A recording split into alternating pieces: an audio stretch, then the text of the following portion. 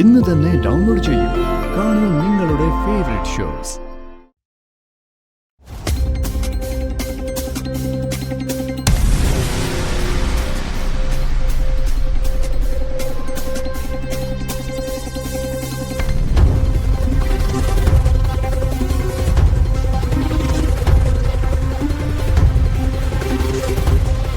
എന്നോട് ക്ഷമിക്കണം.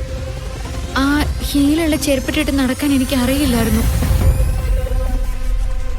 അയാളെ നിർബന്ധിച്ചിട്ടാ ഞാനത് ഇട്ടേ. വീണപ്പോ അയാൾ എന്നെ പിടിക്കുകയും ചെയ്തു. വീഴാൻ ഒരുങ്ങപ്പോ പിടിച്ചതല്ല, നീ നവീന്റെ കൂടെ കെട്ടി ഉരുണ്ട് മറിയുന്നതാ ഞാൻ എന്റെ കണ്ണുകൊണ്ട് കണ്ടത്. അയാളായിട്ട് ഞാൻ എന്തിനാ കെട്ടി മറിയുന്നേ? എനിക്ക് വേറെ പണിയില്ലേ? കിട്ടിയ അവസരം നീ യൂസ് ചെയ്യായിരുന്നോടി. നിന്നെ പോലെ ഒരുത്തിക്ക് നവീനെ പോലെ ഒരാളുടെ അടുത്ത് നിക്കാൻ പോലും യോഗ്യതയുണ്ടോടി? എന്റെ വേഷം കിട്ടി നവീന്റെ അടുത്ത് നിന്നപ്പോ നിനക്ക് തോന്നിക്കാണും നീ എല്ലാം തികഞ്ഞവളാണെന്ന്, അല്ലേ? ഞാൻ പറഞ്ഞത് എന്താ മനസ്സിലാക്കാത്തെ? നീ ഇനി ഒന്നും പറയണ്ടടി. ഞാനുണ്ടല്ലോ.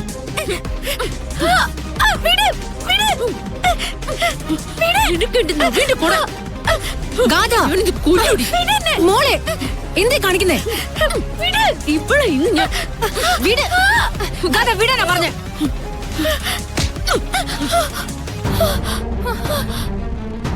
മമ്മി, ഇവളെ വിശ്വസിക്കാൻ കൊള്ളില്ല. അവസരം കിട്ടിയ ഇവളെ പോലുള്ള സ്ത്രീകളൊക്കെ എന്ത് വേണമെങ്കിലും ചെയ്യും.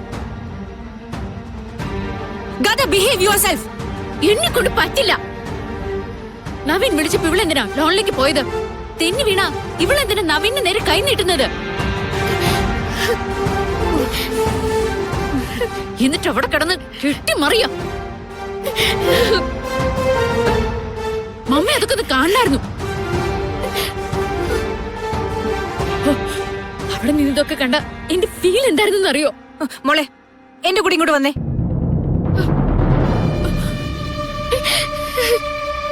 എടി, നിന്നോട് ഞാൻ പല തവണ പറഞ്ഞിട്ടുണ്ട്, you are just A tool എന്ന്. എന്റെ മമ്മി വില കൊടുത്ത് വാങ്ങിയ ഒരു ഉപകരണം മാത്രം. ഇനി ഒരു വട്ടം നീ നവീന്റെ നേരെ നോക്കിയാ നിന്റെ കണ്ണ് ഞാൻ കുത്തിപ്പൊട്ടിക്കും. Mind it.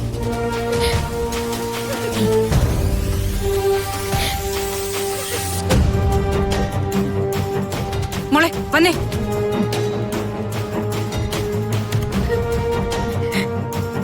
കൃഷ്ണ, ഞാൻ എന്ത് ചെയ്തിട്ടാ അതിങ്ങനെ കിടന്ന് തൊള്ളുന്നേ? പിന്നെ കെട്ടിപ്പിടിച്ച് ഉരുണ്ട് മറിഞ്ഞു പോലും. ഞാനെന്താ ആമ്പിള്ളേരെ കാണാതെ നടക്കാണോ? അല്ലെങ്കിൽ തന്നെ അതിന് കല്യാണം ഉറപ്പിച്ച ആളോട് എനിക്കെന്താ? താനൊന്ന് കൂളാവടോ. ഞാൻ പറഞ്ഞിട്ടില്ലേ ഗാഥ മാഡത്തിന്റെ കാര്യം. ഇത്ര നേരം എങ്ങനെയാ പിടിച്ചു നിന്നേന്ന് എനിക്ക് മാത്രമേ അറിയൂ. അറിയാവുന്ന ദൈവങ്ങളൊക്കെ വിളിച്ച് പ്രാർത്ഥിച്ചു. അതിന്റെ ഇടയില ഈ ചൊറിച്ചില്. അതെ, ഇങ്ങനെയാണെങ്കിൽ ഞാൻ കളഞ്ഞിട്ട് പോവും. അതൊക്കെ സിത്താര മാം ഓക്കെ ആക്കിക്കോളൂ. ഇനി ഗാഥ മാഡം കൃഷ്ണയെ ഒന്നും പറയില്ല.